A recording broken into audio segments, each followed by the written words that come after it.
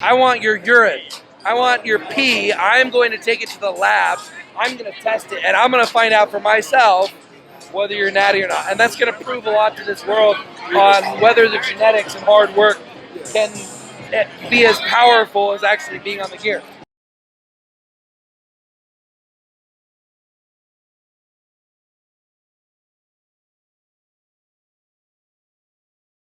What's up guys, Derek, moreplacemorenews.com. Today we're going to be doing a reaction to an old video. This is almost 2 years old at this point, but I actually just watched the full thing for the first time over again recently. It popped up on my suggested videos, and this video's blown up. It's at almost 1.75 million views. And this isn't even the original Enhanced Athlete channel. This is like a reincarnation that's like reposting old content. So that's pretty impressive. This picked up that much steam.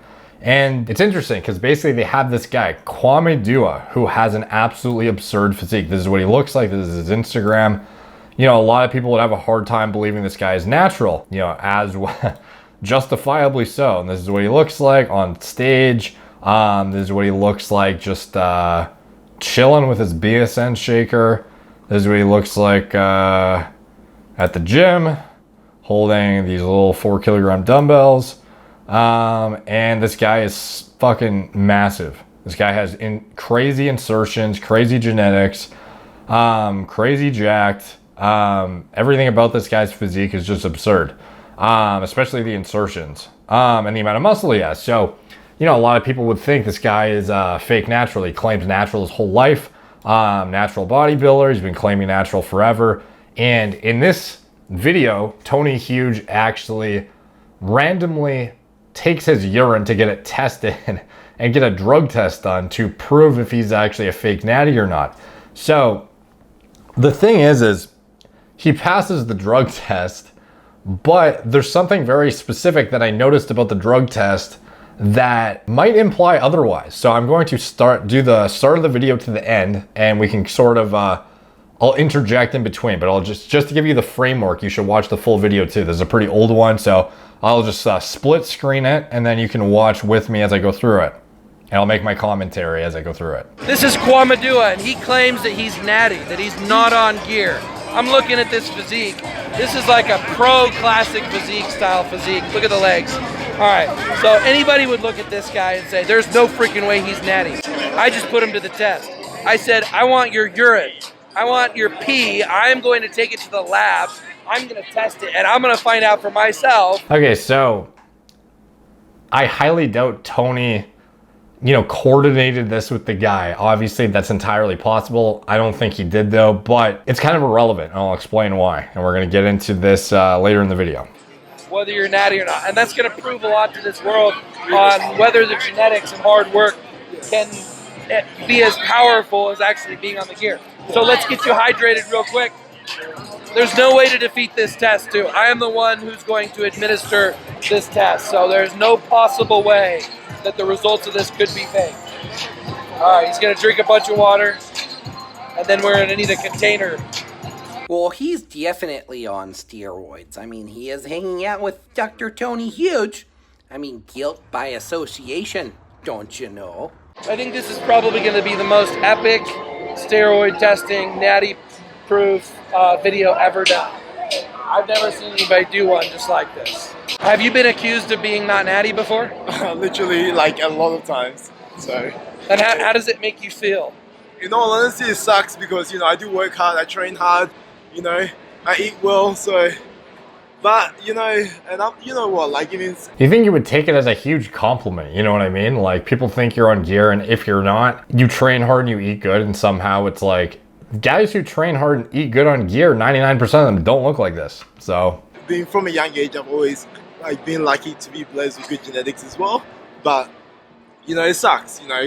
Like, it's a compliment in a way, but also kind of like tarnishes my hard work. You feel it takes away from the hard work. It does, like they're taking credit away, like, oh, it wasn't hard work and discipline. I'm not judgmental, I don't really care if someone is nutty or not, but it just sucks, like, to be accused when you're not. I don't know, bro.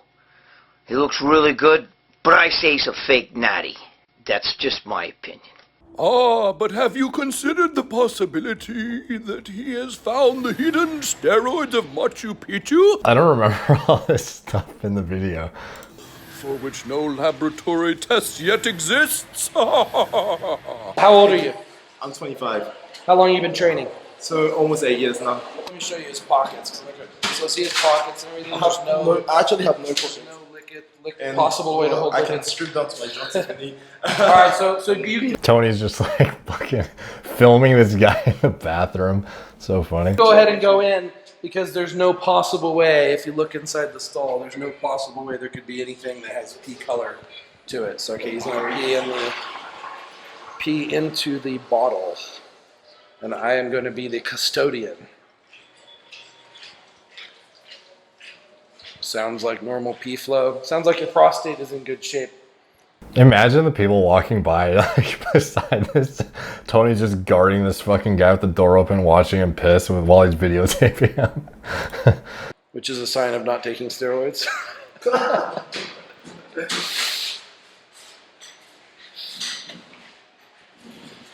All right. All done. Yep, that'll do it. Yeah. All right. Guys, that's I am the awkward. chaperone. This is odd. I've been making like this is normal. This is definitely an odd situation. This is probably the most awkward interview. Did Steven prepare you for that when he introduced us? This is the first time I've actually met this guy as well. Come random test me anytime. It's like, Yeah, well, that's you what know he said. He said, "Random test me anytime. Anytime. I'm willing to prove it, whatever." And I said, "How about right now? Pee in a bottle, and I'm gonna go get it tested. It's gonna be a day or two till I get it to the lab, but I'm gonna, look at the color so you see the color when it goes into the sealed vial and container to the laboratory. I'm gonna keep it 100% legit." All right, here we have the urine for the natty or not test. I'm gonna pour it into the thing without gagging. Oh, I don't think we need all of it. I think that's more than enough. Okay, that is urine. And we're gonna seal it.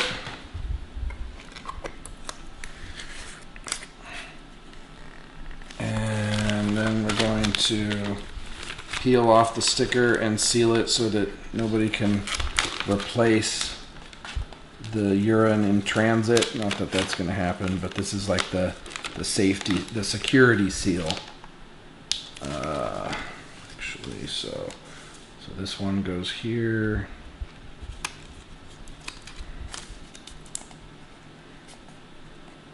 And then this one goes on top. Actually, perfect. Like this, that's the seal. Okay. And then we stick it in the mail, and then we get the results.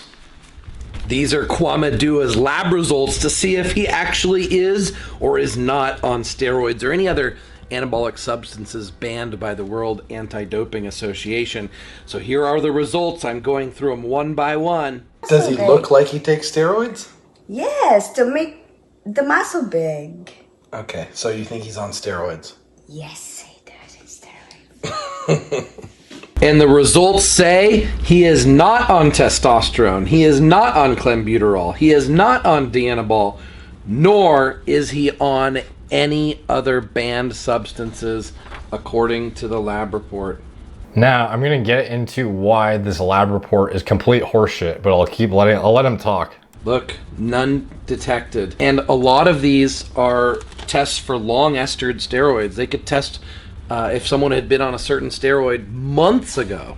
I mean, some of these, the metabolites last like 8 months in the bloodstream. So the fact that I saw none, it doesn't mean he wasn't on steroids at one point in his life. It's possible. But he certainly hasn't been on steroids, at least any of the main steroids or anything that was tested for within the last recent amount of time. He's clean, and he had no idea that he was going to be drug tested. No idea. This was like totally random. He said he's natty. I called him out. I said, let's go to the bathroom and get your urine right now. And this is at the Olympia Expo. If someone was on steroids or was using steroids, if there was any a time that they would want to be on steroids, it would be at an Olympia Expo, right? So if he's not on steroids at Olympia Expo and hasn't been on steroids for the previous 6 to 10 months, depending on what ester steroid he was using, he may not have ever been on steroids before. A true natty, a true genetic freak. someone who, when you look at his physique and you know what's really behind bodybuilding, you would assume he was on steroids, and according to the lab tests, he is not. Now, this is where we dissect the shit out of this. So, when you go back and you look at the test results, you can see from the beginning, we have androstenediol, androstenedione, 1 testosterone metabolites, not detected. We have, formystine, 6 alpha methylandrostenedione, androstenedione metabolite, androstenediol, androstenedione, or testosterone, belastirone, boldenone, clenbuterol, danazol, drostanolone, epitestosterone, which is typically a potential masking agent, which we're going to get into soon, methandrostenolone, methasterone, methanolone, nandrolone, oxabolone, like even obscure steroids you would never even use, like is even on this test. Then we have Winstrol, testolactone, trenbolone. Now, first of all, there's no SARMs on here, but I'm going to even, giving the benefit of the doubt, let's assume he's not using SARMs at all. You go back to the first page and we see here, this is the exact same thing that I brought up with the Brian, what's that guy's name? The Brian DaCosta drug test results that he used to kind of, exemplify that he's a clean natural.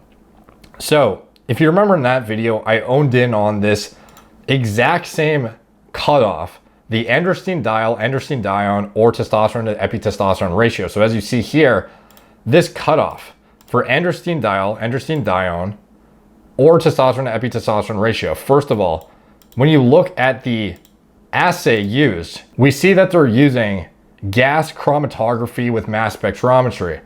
Now, we know that that's the method they're using to screen all of these hormones and metabolites. So this is basically just a detection of, is this present or not?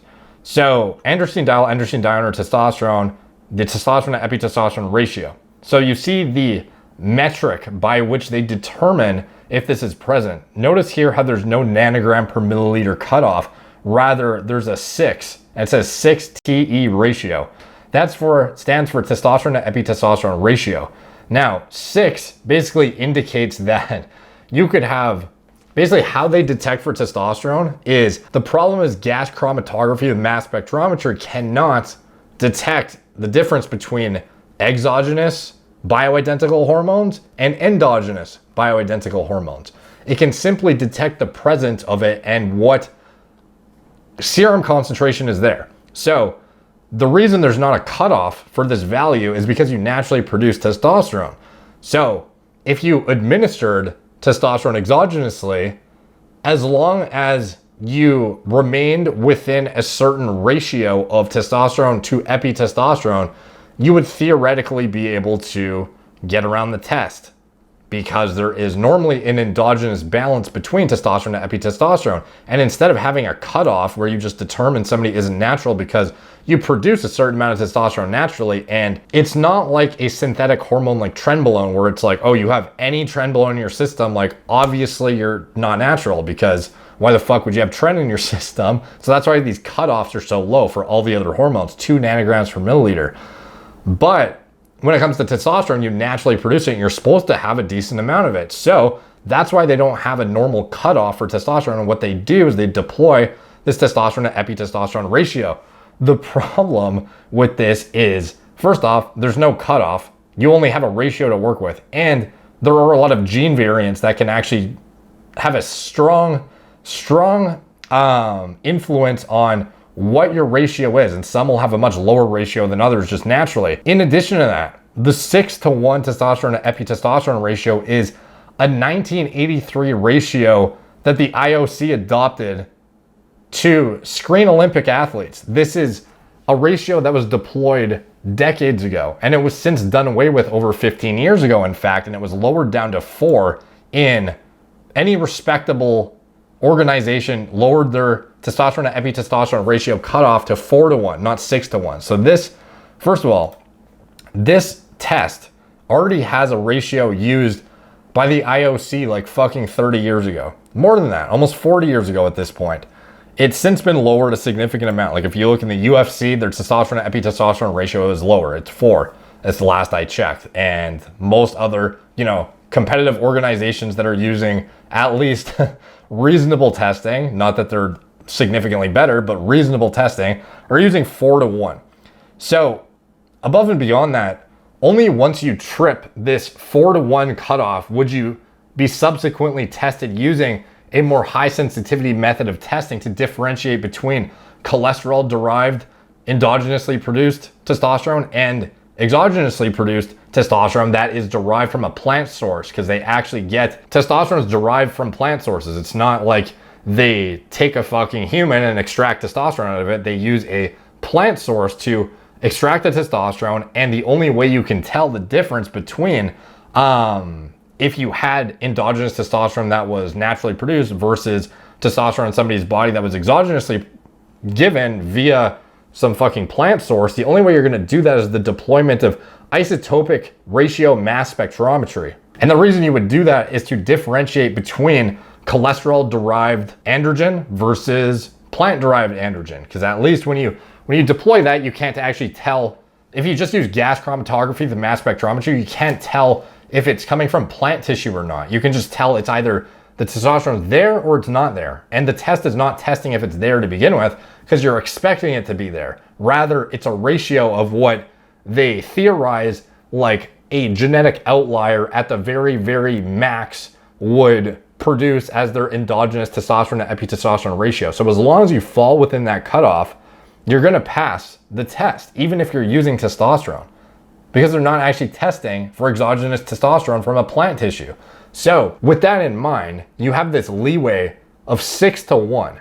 Now, how much leeway is that? First off, I'm going to get into how significant of leeway that really is. You're going to be shocked if you haven't seen my other video with the Brian DaCosta guy. But in more, like I said, in recent proceedings, they've lowered the cutoff to 4 to 1 in like the UFC and some other places. But Tony is using a test that is very, very old and primitive. There's no carbon isotope ratio testing. All there is gas chromatography with mass spectrometry. So yes, you can detect all the synthetic anabolics, but when it comes to testosterone, what can you really detect? How much leeway do you actually have? You have a fucking ton of leeway to get away with cheating, dude. So I'm gonna bring up this test, or this study that I commonly refer to. It's from 2007, and it's still just as applicable. The effect of short-term use of testosterone and enanthate on muscular strength and power in healthy young men. This study, basically what they did was they administered men testosterone and enanthate, and what they were trying to determine was, would you be able to pass a standard urinary testosterone to epitestosterone ratio cutoff using exogenous testosterone? And we're talking about not a short ester. Like any smart athlete would be using a short ester at least if they were trying to get around a test. Now, obviously this guy wasn't planning on getting tested, so theoretically he would not be doing this, but in the context of like a competitive athlete, they would be deploying a short ester. So this is using a long ester, keep in mind. So this is like even the most idiotic of person that was trying to circumvent testing, or just like throwing caution to the wind and just using test, not caring about how long it's staying in their system from the ester attached to it. This is like a long ester using a super physiological dose. And what they did was, basically the objectives of the study were to establish if injection of 3.5 milligrams per kilogram, that's a lot of testosterone, once per week could increase muscular strength and cycle sprint performance in 3 to 6 weeks. So keep in mind, if you're like 200 pounds, for example, you're looking at like 300 to 325 milligrams of test per week, which is a fucking lot, dude. Like to get around a test using a long ester. So what they wanted to see was if using that once per week could increase muscular strength and cycle sprint performance in 3 to 6 weeks, and B, the thing that we care about, if the WADA imposed urinary testosterone to epitestosterone ratio of 4 to 1 could identify all subjects being administered 3.5 milligrams per kilogram of testosterone and enanthate. So keep in mind, this is 4 to 1, not 6 to 1, like the test that Tony did on Kwame Dua. So 16 healthy young men were match paired in this study and were randomly assigned in a double-blind manner to either testosterone and enanthate or a placebo. All subjects performed structured heavy resistance training program while receiving either testosterone and enanthate 3.5 milligrams per kilogram or saline injections once weekly for 6 weeks.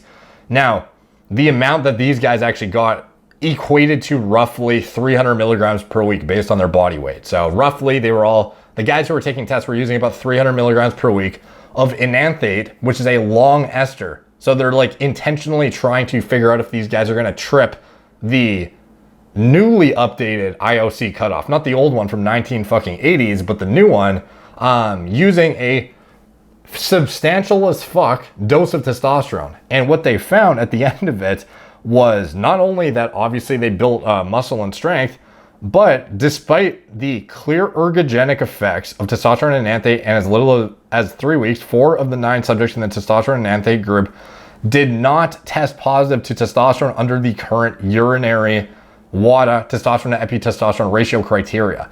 So that means these guys that were using test once per week with a long ester guys, like any smart athlete would at least be using propionate at the longest, and then a lot of them are going to be deploying things like suspension. We're using enanthate, which is like 5 to 7 day half-life at minimum. And these guys are using that and then getting tested subsequently thereafter after having a cumulative buildup of 300 milligrams per week, and still half of them are fucking passing the 4-to-1 cutoff of testosterone to epitestosterone. So Tony Huge administers this test using a 6-to-1 cutoff, the old 1980s IOC cutoff that has since been done away with in more strict leagues. So how much test could you get away with a 6-to-1 testosterone to epitestosterone ratio? Fucking 400 milligrams plus maybe. Like, this doesn't prove anything. So this Kwame Dua guy, is he natural or not? I don't know. I'd have to go look at his old history and go like dig into his his old pictures and see what his progression has been like and whatnot, do, natty or not. But this in itself is, the video is gonna be like a fucking hour if I end up doing that. But I wanted to get into this just to show that just because a guy passes a drug test, it doesn't mean he fucking passed the drug test. This guy could have easily been using TRT and still fucking cleared the test with ease. This guy could have been using fucking 300 milligrams to pass the test with ease. This test proves that he's not on Tren, Masteron, Winnie, fucking Proviron, Anavar, all that shit, but does it prove he's not on testosterone, which is like the main thing guys would be leveraging in a performance enhancing context? No, it doesn't prove anything. This guy had significant leeway with a 6-to-1 cutoff, and even if you used a 4-to-1 cutoff like the UFC, you have upwards of fucking 300 milligrams and you have a 50-50 shot of beating it. So no, this doesn't prove that he's natural. In fact, it doesn't do shit. So, is this to say he isn't or he is? No, it's not. I'm not actually I would not make a definitive conclusion based on not looking at this guy historically or digging into any of his old posts or anything. But just based on the lab test, this is just what I want to exemplify here, because some people will see this on the surface and would think, this post has fucking almost 2 million hits, and it's like, maybe, most people will see this and they just think, oh shit, he tests natural. And it's like, dude, this is the same shit that they want you to think that they're doing to catch people, that's intentionally deployed to make it seem like they're doing strict testing, when in fact, it's very fucking easy to get around it. It's like when you look at Olympic sprinters, oftentimes when they get popped, what are they getting popped for? Breaking this testosterone to epitestosterone ratio. Why? Because they didn't fucking plan the pharmacokinetics of their protocol properly, and or weren't using a short enough ester, and or didn't have good enough connections, or whatever the fuck. At the end of the day though, the whole point of what they were using to enhance their performance, and the reason they chose the compounds chosen, is not just because testosterone is, the best fucking steroid and it's bioidentical and blah, blah, blah, and well tolerated and all this stuff. Rather, it's that you have a significant amount of leeway with the current parameters in Olympic testing and in, many other sports. So a lot of the leagues in the professional sports world are far fucking less strict. And it's like pretty much giving you on a silver platter the fucking thing you need to do to clear the test. And it's just a matter of you're smart enough to design a protocol that is suitable to circumvent what you should be able to clearly see if you had somebody working for you who was doing their job as a, professional athlete, to get around this shit. Because this is literally, there's so much fucking leeway in this ratio. And the fact that it's even used as a, form of fucking testing is just like laughable in my opinion. So take from that what you will. Let me know what you guys think in the comments down below. Do you think this guy is natural? Do you think he is not natural? Why or why not? Maybe I'll do a natty or not on this guy in the future. But as far as the test results go, unfortunately, these are not conclusive whatsoever and don't really prove anything because it's missing the most key element of it, which is like the main bioidentical androgen that would dictate most people are fucking using. To be honest, like every cycle has this as a base, even for just like performance enhancement for bodybuilders and shit. Like most guys are using like a base of testosterone, potentially nothing else. And for guys circumventing testing at the highest level of sport, this way to circumvent the testing is still deployed too. So, you know, obviously this guy didn't see the test coming, but I mean, like I could have been walking around the fucking expo on TRT and got the same fucking test and cleared it. So it's, you know, the whole test is a write-off in my opinion. So take from that what you will. Thank you guys for watching. Please like, subscribe, check out my blog, moreplates.com if you want to get deep dives into bodybuilding pharmacology. Then I recommend you subscribe to the newsletter. It's the first link in the description below and you won't get sent the articles that I publish if you don't sign up for that, and they're far more elaborate and in-depth than my videos and have all the hyperlinks to all the clinical studies I reference in the articles for you to delve into further yourself. The content is all broken up in concise subsections with a table of contents. It's proofread multiple times, so it's actually a lot easier to follow than my videos in my opinion, and frankly they put my videos to shame. Like if you thought my videos were informative, my articles are fucking much better. So I recommend you subscribe to that. A lot of incentive to do so because you won't get sent those otherwise. If you want to support the channel, you can check out anything I'm associated with in the video description below, my TRT clinic, as well as Gorilla Mind, Gorilla Mode, my turnkey nootropic formulas, and my turnkey pre-workout formulas. I encourage you to go get your current pre, pull it out of the fucking cupboard, pull it out of the, you know, the cabinet, wherever the fuck it is. Look at the label, compare it to Gorilla Mode, the hybrid pre-workout formula. This is our classic flagship. It has the topped out dose of the NO precursors, the hyperhydrating agents, the plasma expanders, as well as the cognitive enhancing component with the maxed out nootropic and stimulant dosages. This is all around the most potent pre-workout hybrid on the market. Gorilla Mode Nitric, this is the most potent stimulant-free pre-workout formula on the market. It has none of the cognitive enhancing or stimulant components. However, it has an even more maxed out NO precursor component. There's also an ACE inhibitor in there, and the highest dose of L-citrulline you're going to get in any product on the market at 10,000 milligrams. There is no product that is actually topping out at the maxed out efficacious dose found in the clinical literature. All they're doing is putting in, oh, you know, the minimum 4 to 6 grams to reach a clinical endpoint, blah, blah, blah. You know, 10 grams is the max efficacious dose, and that's why it's in there. It's not inflated with malic acid, and the rest of the formula is ridiculously potent as well with nitrosogene, agmatine sulfate, vasodrive AP, glycer pump, the works. This product is bar none the best performance enhancing pre-workout that is available on the market right now. And then Gorilla Mode Stim is the cost-effective stim only product for all the stim junkies out there, or for those who just want a pre-workout without any of the pump products at a better price. This has the cognitive enhancing component of Gorilla Mode Classic, but enhanced to an even more significant extent. We doubled the L-tyrosine, doubled the CANA, increased the N-phenylethyl dimethylamine citrate, increased the caffeine. It's basically a stim junkie's dream, or somebody who just wants pre-workout at a better price point rather than spending more for all the NO precursors and hyperhydrating agents and whatnot that come in the other formulas. So if that interests you, check it out. Anything else I am associated with, video description below. Thank you guys for watching. Talk to you soon.